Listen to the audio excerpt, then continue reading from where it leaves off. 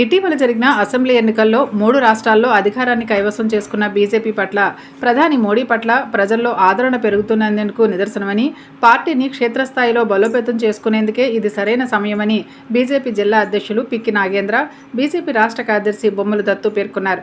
నాగేంద్ర అధ్యక్షతన బీజేపీ కార్యాలయంలో జిల్లా పదాధికారుల సమావేశం జరిగింది. బీజేపీ కార్యకర్తల గౌరవాన్ని మరింత పెంచేలా ఎక్కువ మంది బీజేపీ కార్యకర్తలను ప్రజాప్రతినిధిగా తీర్చిదిద్దడమే ధ్యేయంగా పనిచేస్తున్నామని పిక్కి నాగేంద్ర అన్నారు. బీజేపీ సీనియర్ నాయకులు అడబల రామకృష్ణ, రేలంగి శ్రీదేవి, పొట్లూరి రామ్మోహన్, యువ మోర్చా రాష్ట్ర ప్రధాన కార్యదర్శి బేదిరెడ్డి ఆదిత్య, మహిళా మోర్చా జిల్లా అధ్యక్షులు పాలడుగుల శ్రీవిద్య, యువ మోర్చా జిల్లా అధ్యక్షులు పెరుమాళ్ల పవన్, బీసీ మోర్చా జిల్లా అధ్యక్షులు నరేష్ కుమార్ యాదవ్, డాక్టర్ అనురాధ తదితరులు సమావేశంలో పాల్గొన్నారు.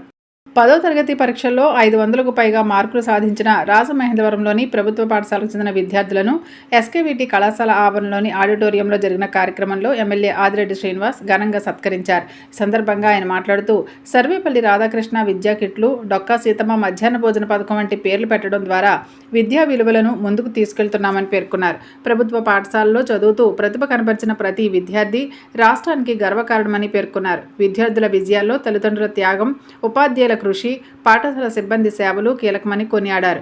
ఉత్తమ ఫలితాలు సాధించిన విద్యార్థులకు కార్పొరేట్ కళాశాలలో సీటు కేటాయించేలా ఆయా యజమాన్యాలతో చర్చిస్తామన్నారు.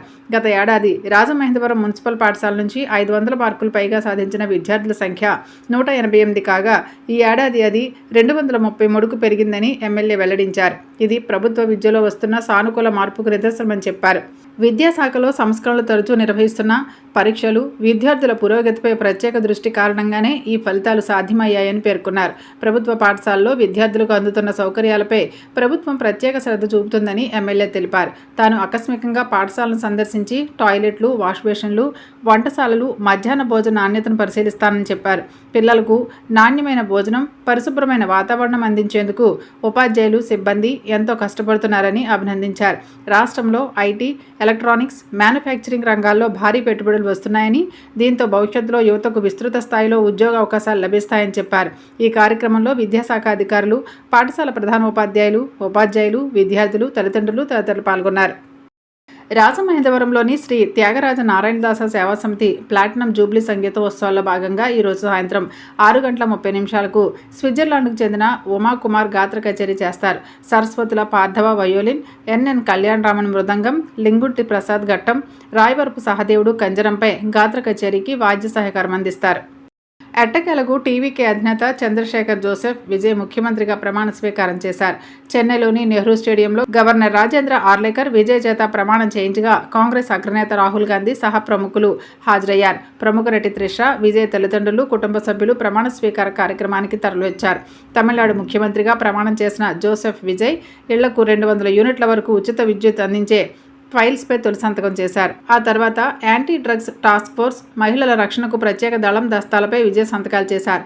తమిళనాడుకి ఇది సరికొత్త ప్రారంభమని ప్రమాణ స్వీకార కార్యక్రమంలో వెల్లడించారు. తమిళ రాజకీయాల్లో అర్ధ శతాబ్దంగా కొనసాగిన ద్రవిడ పార్టీలు డిఎంకే, అన్నా డిఎంకే ఆధిపత్యానికి చెక్కు పెడుతూ సినీ నటుడు విజయ్ కొత్త చరిత్రను సృష్టించారు. తొలి ఎన్నికల్లోనే తమిళగ వెట్రి కళగం పార్టీని అతిపెద్ద శక్తిగా నిలబెట్టి తమిళనాడు ముఖ్యమంత్రిగా ప్రమాణ స్వీకారం చేసి కొత్త రాజకీయ శకానికి నాంది పలికారు. తమిళనాట ఎంజీఆర్ తర్వాత అలాంటి రాజకీయ ప్రపంచం సృష్టించిన నాయకుడిగా విజయ్ పేరు ఇప్పుడు తమిళ రాజకీయ చరిత్రలో నిలిచిపోయింది.